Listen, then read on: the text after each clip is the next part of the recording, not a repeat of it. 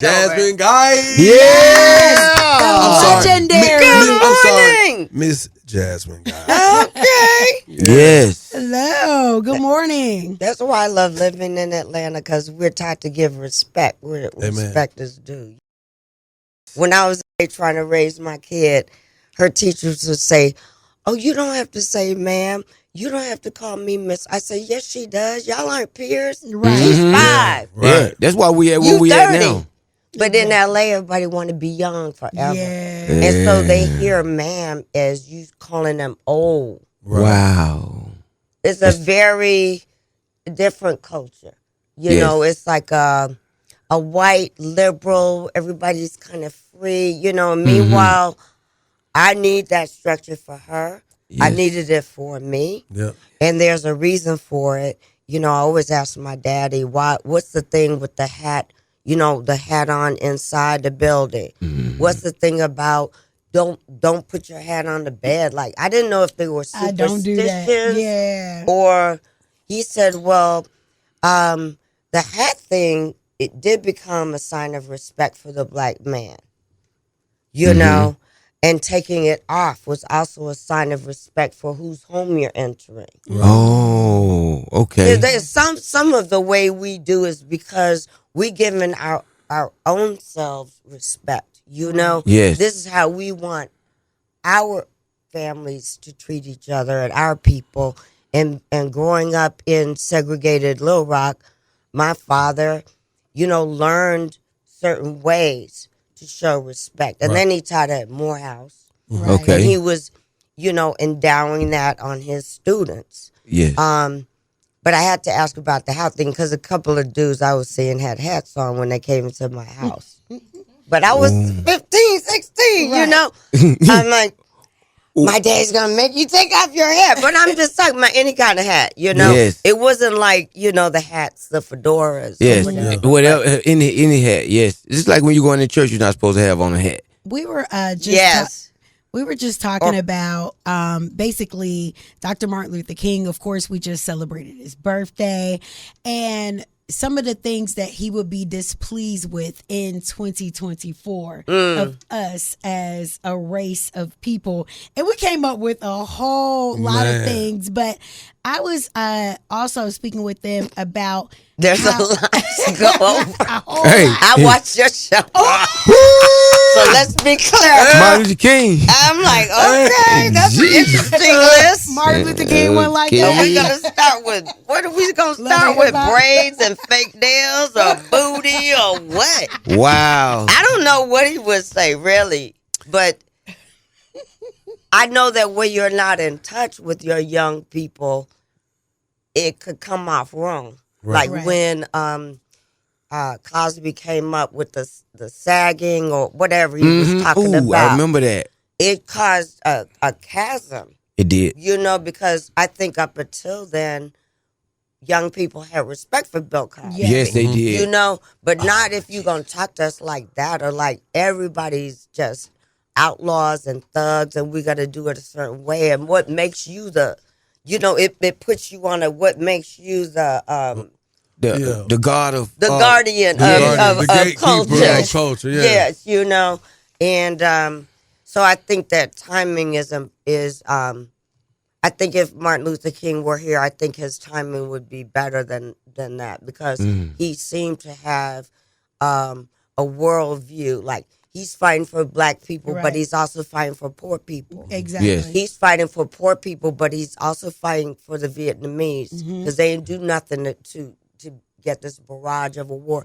And those things I think are important as we get older, that we remember how to communicate. You know, like I would never want to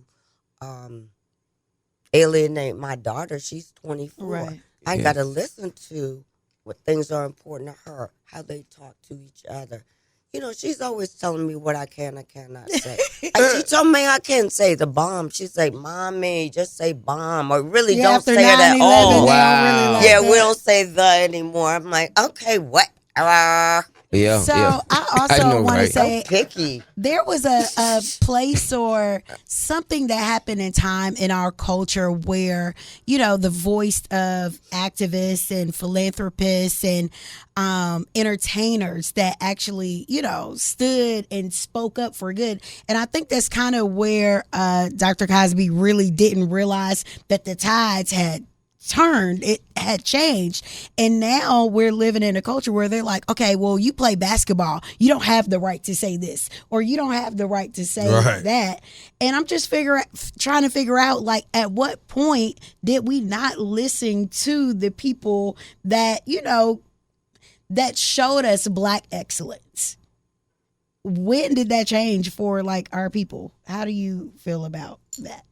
Well, it never changed for me, so I have to ask y'all. Y'all are younger than me. Yes. You know, Gangster rap. I mean, I think it happened in your generation and more than mine. Okay. You know what I'm saying? That decade of, I mean, I still was raised in that belief, but I don't always listen to people just because of what they do. Okay. You know, just because you're good at doing one thing, I mean, you could be a great singer. That doesn't mean I'm going to listen to how you raise your kids or make many kids and don't take care of them. I mean, what are we idolizing them for? I mean, once we're on TV, once we have that exposure, it does give us a platform. But what is your platform? Okay. Yes. Do you think people have a moral responsibility as the entertainers once you get on these platforms and you have made a name and people are following you? Do you think there's a moral obligation to uphold and try to shape the world in a good way and not taint it? If you're capable. I mean, I'm Capable. I mean, we meet a lot of talented people. That doesn't mean they're capable of telling me how to raise my child. Yeah. Right. You know, so I give props where props is due. And, you know, if I see John Legend on Bill Maher, I'm like, oh, okay. If I see Kerry Washington at the Democratic Convention, oh, okay. I already gave her respect for what she do. Yes. But that other thing to me is separate. Everybody's not a Dick Gregory. Right. Who is a brilliant, you know, I do what I him. do, but I'm also brilliant and political and caring and compassionate, you know? Yes. So I don't just give everybody that because you good. I mean, I take that split and the pull up and, you know, you're good at that. We got to learn more about each other. know Like, what? I didn't know how smart you were watching the show. I said, oh, no, he's smart. I appreciate that. Yes, absolutely. I appreciate And our that. comedians have, to me, more responsibility than our actors. I mean, the comedians that are getting us through are smart, political, unafraid, not worried not to work. Because it could, because right now this is a very tenuous time where we act like we're free to speak, but not really. Nah, Yes. yeah, Oh you're my right. God. It's a lot of gates. We always say freedom of Yes. speech is not free. And I think Dave That is my Chappelle, favorite slogan. Yeah. Dave Chappelle is leading the forefront to keep us comedians being able to say what we want. You know, he's taking the hit. If he's going to talk about the LBGT community, then he's going to take that hit. So that opens our voice when we hit the stage. We're like, well, Dave Chappelle already broke this barrier right here, or he already kept it going so we can have a freedom of speech. What do you think about Katt Williams and his current interview? I love me some Katt Williams. So when I got off the plane, I heard all this stuff, you know, that there was a rant or it went on forever. And I was like, I watched the whole thing. I was totally interested. He is one of the brightest, most honest voices of our community. I've seen all his specials, several times. I mean, he's got that. I just did that drop he did when he was doing his little boy on Redland and he was walking and just fell. Yes. He's got physical comedy. He's telling the truth. It's a flawless. I mean, if you look at it from a point of view of as material, transitions, keeping the audience engaged, he's brilliant. And he's up there with Dave Chappelle, Chris Rock, I love Joe Coy. I don't know what happened with when he was was he hosting something? Golden Globes. I don't know what happened. Yeah. Yeah, It was I don't very know why they uncomfortable give for our- me to watch. Nah. So I know it was uncomfortable for him to be there.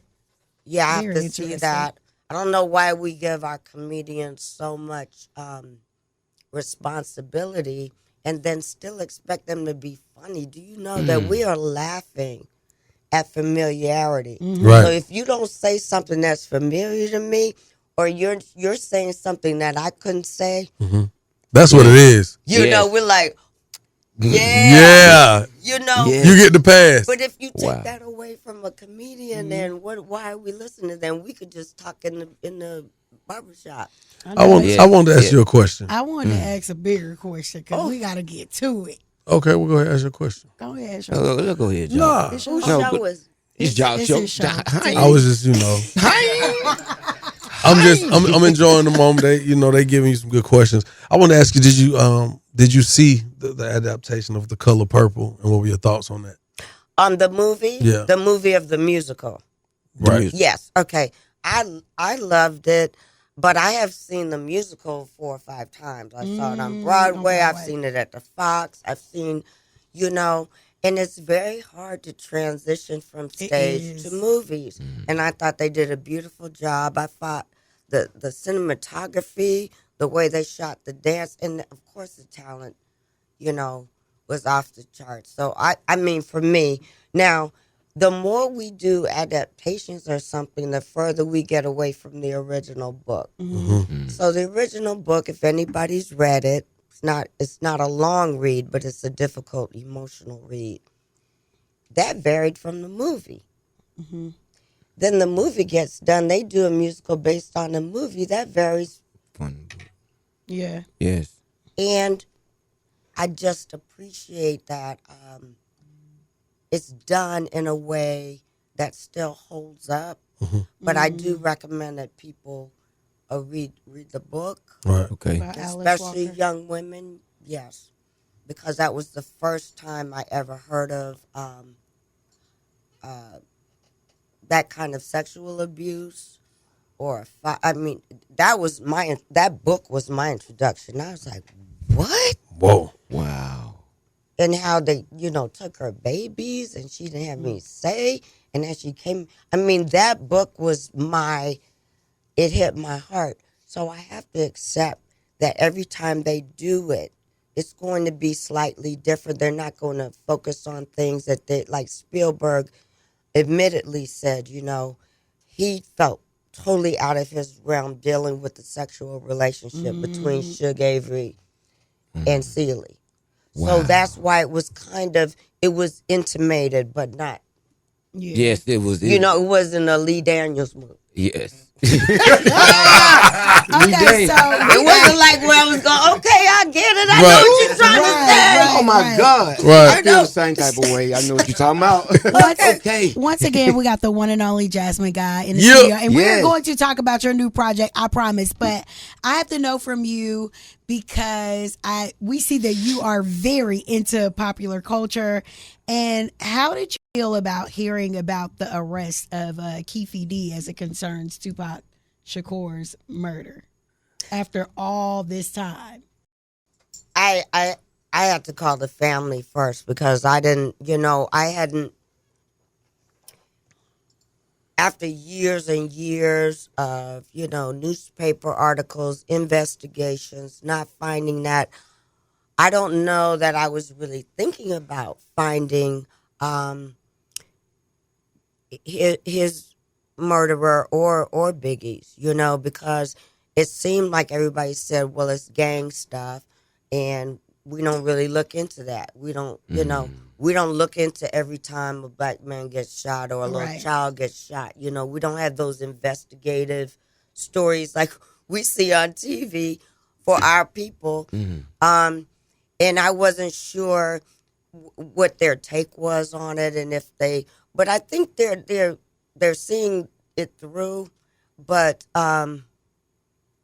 there's kind of a resolve with that family and any family from the revolutionary movement, where they don't expect certain justice in certain arenas. Right. Because they know they're Because not we going to know do it's it. way deeper than Yes. what meets the eye at this point. It was, 20-something years worth of levels to this story.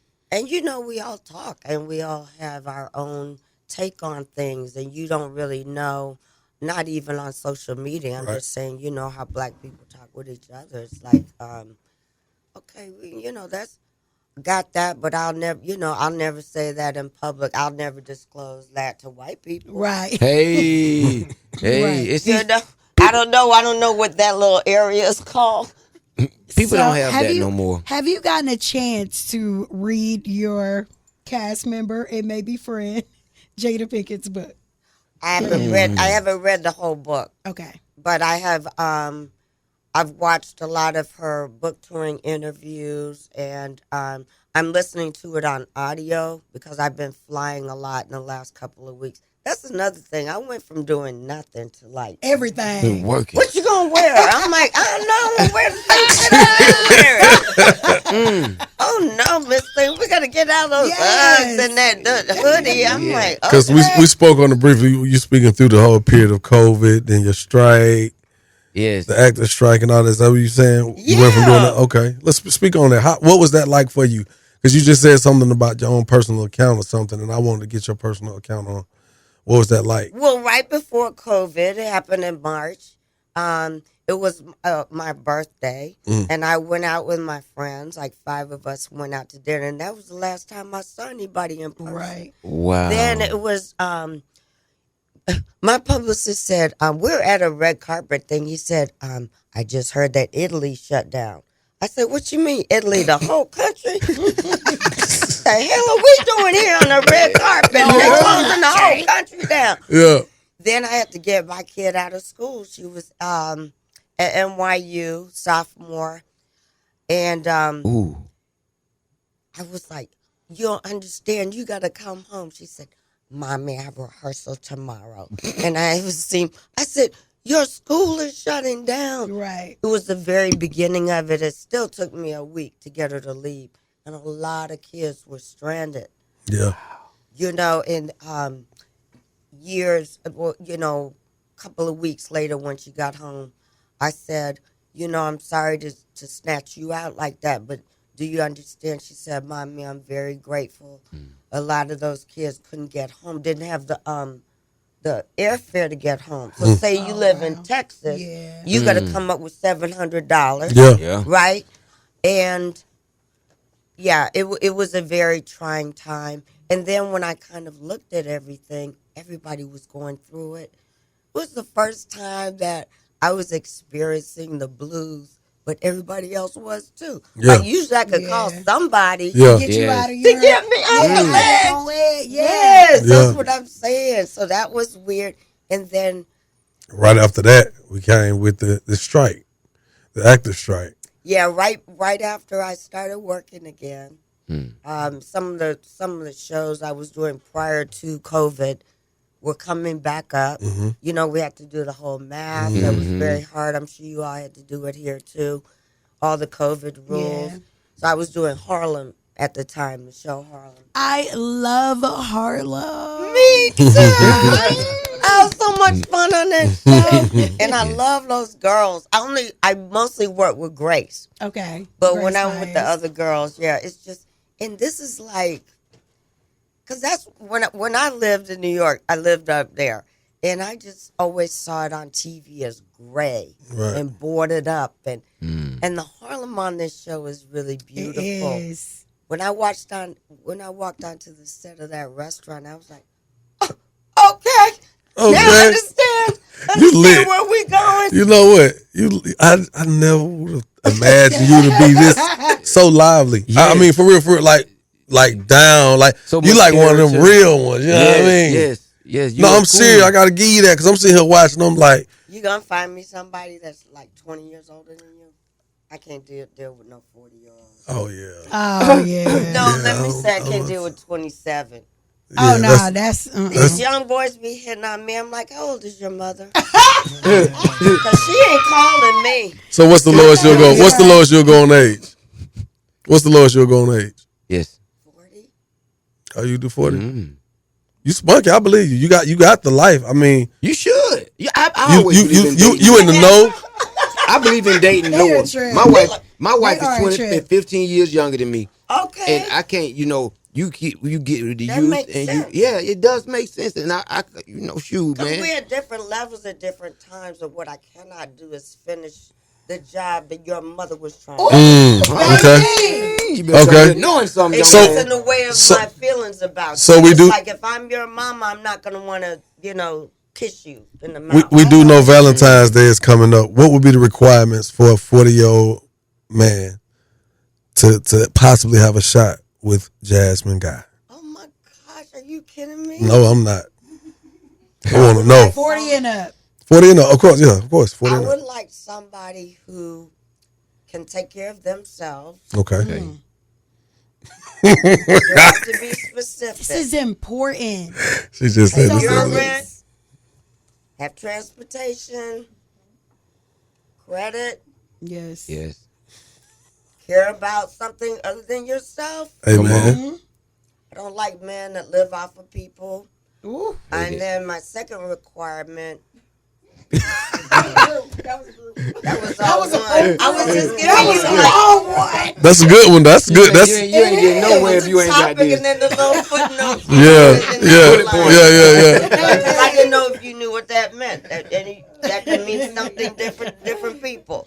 I would like a man that's smart, funny, and if he does have children, that's very important to me, how you take care of your children.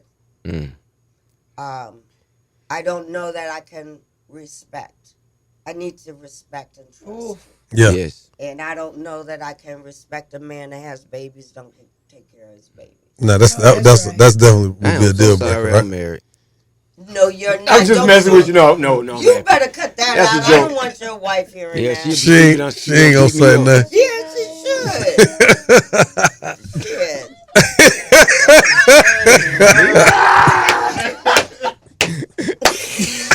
Okay, so we got to talk about Definitely. the trilogy. The reason why she's here, because we have gotten so sidetracked today. Now, we were so saddened when we could not interview you. You had like a flight delay, and you had Oh, I was coming from D.C. Yes. Yes. So the guys were here to promote the movie, and you weren't here. We were like, oh my God, we missed Jasmine Guy. But now you're here. Yes. So tell us about the trilogy. Well, the Wesley Christmas trilogy is created by Chuck and Bree West. They have their own production company, and they are married, and they have 8 children together. And they're like the Brady Bunch They in were real fruitful. life. Like, he had kids, she had kids, they got 8. And so a lot of the storylines are based on their relationship and their families. So I'm playing the mother, and Dorian Wilson is playing my husband, and T.C. Carson's on there. But can I just say, my children, like, if I could cast my own children, they're fierce. They can sing, they're beautiful. Wow. You know, it's like, if we could cast our own little group. And I love doing the show. I know it's, I've done a lot of Christmas movies. A lot of times they're superficial. These storylines are more based on their real family. Right. Okay. And all 3 of my children, the youngest is like 25, so they're adults and going into the world. They're all in different phases of their lives. I love that. But it is funny. I mean, we laugh a lot on the set and off the set. But the first movie was called A Merry Wesley Christmas, and then the second one was A Wesley Christmas Wedding, and now the third one, because they sold it as a trilogy, we're going to South Africa. Oh. It's a destination. Oh, that's fun. Wow. That's fun. So me and TC and Dorian, I'll put in our bids for where we wanted to go. Okay, so where do you think TC wanted to go? Any country. Oh, let's see. It's in the Brazil? islands. No. Oh, Jamaica? Yes. Of course. Okay. Okay. I thought you was gonna say Africa for him. I thought Well, he was I gonna say said Africa. South Africa. Okay. Guess where Dorian wanted to go? New Zealand. Dubai. Oh my God. I'm like, I don't want to go to Dubai. Can't do Dorian nothing. watched Right. too Well, much you do know Housewives. we doing a Christmas movie. And they a Muslim country. Ooh. Y'all can't do They will nothing lock you out up in there. Dubai too. You That's can't funny. smoke over there. You can't Yes. yell at folks. Well, I can't do a lot more than less than they can do. So I'm Wow. not interested in going to Dubai. Wow. So we're going to South Africa. Well, that's good. Not to say that I have more influence than my brethren, but Sound like it. I've been to But you kind of the boss. Like, Yeah. I've never been to Africa. Yeah. I always wanted That's to go. unbelievable. You're gonna love I it. Oh, my even God. asked Andrew Young, I was like, I know you go to Rwanda a lot. Can you bring me as a, like, can I be a little, I just want to go. I Yeah. know. So I'm Wow. excited that we get to go to South Africa. My cousin moved to Johannesburg 20-something years ago and never came back. What? Yes, his daughter is here now at Georgia State as a student, and he has a family. He's a radio personality, a model. He just got everything in this. He just moved there, graduated from Tuskegee, moved to Johannesburg, and has not looked back. Oh, I need his number for Yes, when we yes. go so we can hang Yes. out. Yes, That would be yes, cool. he's a real It's good just guy. it's so important and just wonderful for us to see the ones who grew up watching you on television, for you to still be gainfully employed Yes. all these years later. That's so important to me. Like, looking at the course of my career and, people that want to get into the careers that we have. What has been your secret to longevity? Oh, I've thought about doing other things. I really am only, this is what I'm best at. I can dance, I can act, I can sing, I can direct. I mean, anything in that realm. And I thought at times, especially when I wasn't working enough to fulfill my financial needs, was what else can I do? What else would I be good at? And also, what is my purpose? And I think that when I was younger, I had like goals. I had 5-year goals, things like that. By the time I'm 20, by the time I'm 25, if I'm not making a living on my own, by the time I'm 30, I'm going to go to school because I hadn't gone to college. So and I realized I stopped that, so I made goals for 60. Like, how are we doing 60 to 70? Because I really didn't think past, 30 or Right. 40, And after I got a baby, I started thinking about her goals. And I think I need some kind of motivation. One thing I do know, since I am a senior member on the set now, because that's the other thing, was the baby starting, And I was hanging out with the cool older people, when I was 17 and 18. It's like, well, now you the older one. You're the cool, but no, you gotta put cool on it. You gotta put cool on because you're cool. Yeah, one, you're though. cool. Oh, Put okay, put the cool on. Yo, look at that. So I really love when I'm on the set and young people talk to me and ask me questions like, if I'm going to have a moment with you, this is what's bothering me. This is what I'm working for. Do I just focus on my arts because I have to have a job? Do I go to school for the arts, or do I, or just questions? And I love that, and I love that I can be there for them because Debbie, Diane Carroll, Yes. Richard Roundtree. Let's just talk about all the people that came on A Different World. Yeah. Cicely Tyson pulled me over at a reception or something and said, "Baby, I just want you to know how good you are." Yes. And you call me. And I was like, okay, so now I can be that. Yes. And they can call me, Yes. and we can talk about those inner workings, because people outside the business do not understand the inner workings of the business, nor should they. But if you have somebody you can talk to about specifics, and I also encourage reading about, the financial aspects of the business. Like, I got my record deal before I read this book by Don Passman about what to look for in a record deal.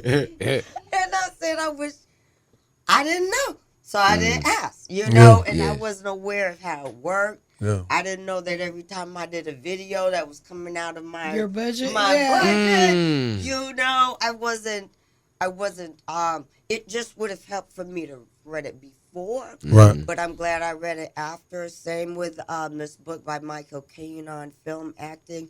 I read that after I did a couple of movies.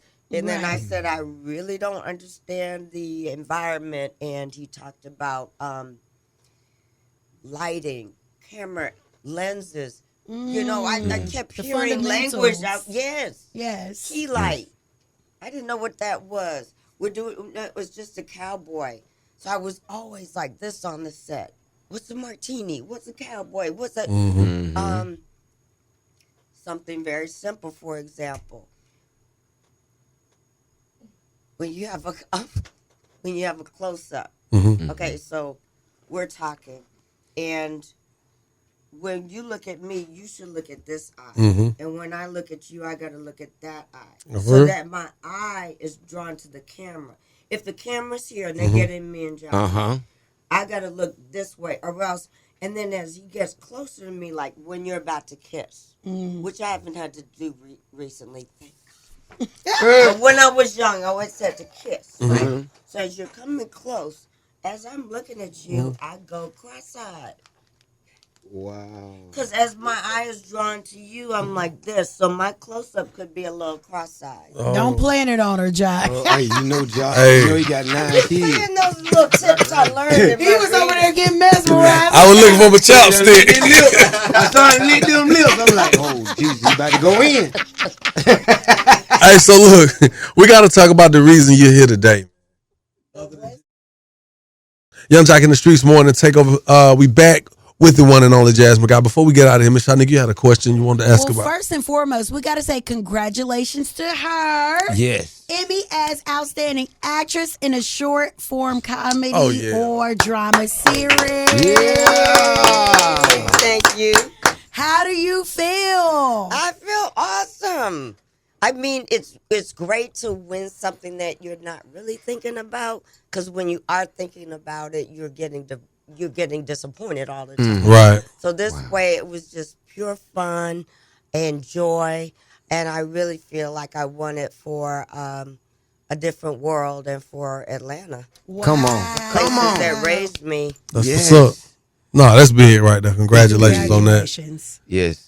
Now, also, we want to know, how can people watch the Wesley trilogy? Okay, well, we've done a trilogy of Christmas movies. Okay. The third one is to be filmed this summer. The first one is called A Very Wesley Christmas, or A Very Merry Wesley Christmas. It's on BET Plus, Roku, or Hulu. Okay. Or Roku. No. Roku. Put them together, Roku. And it's a family that I love because it's based on a real family. The producers, Chuck and Bree West, are married, and they have 8 children between the two of them. So a lot of the family drama that happens over Christmas is their story. Wow. I do feel somewhat responsible because I'm playing her, basically, but I didn't realize that until the second movie, and I got to know her better, and I was like, why'd you cast me? She said, because I know you know who I am. And I was like,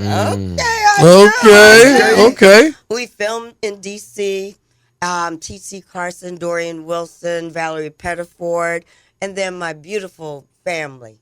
It's just an amazing cast. I think people will enjoy both of the movies on BET Plus and Roku and Hulu.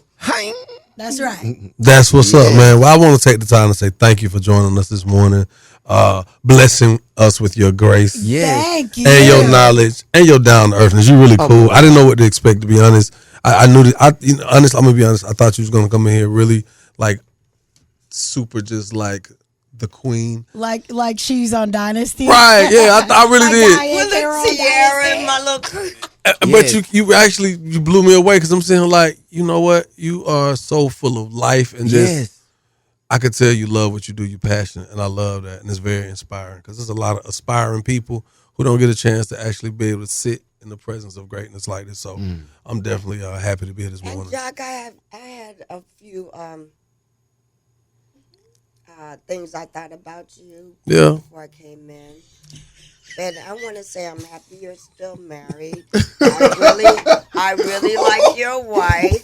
And I thought, oh my goodness, that is good. That is good for you. And I want y'all to continue to work hard and be happy and live in your joy and your love and your unity. Nah, for real, I appreciate that. Thank you so much. That's a blessing. And y'all, that is, man. I have a couple of things I actually think about Jock as a person. But we ain't gonna get into that. We about to get up out of here again. We want to say thank you, and we love you, Miss Jasmine Guy, man. Y'all know what it is. You got to keep it right here where you got it, baby. Young Jock and the Streetz Morning Takeover. Yeah.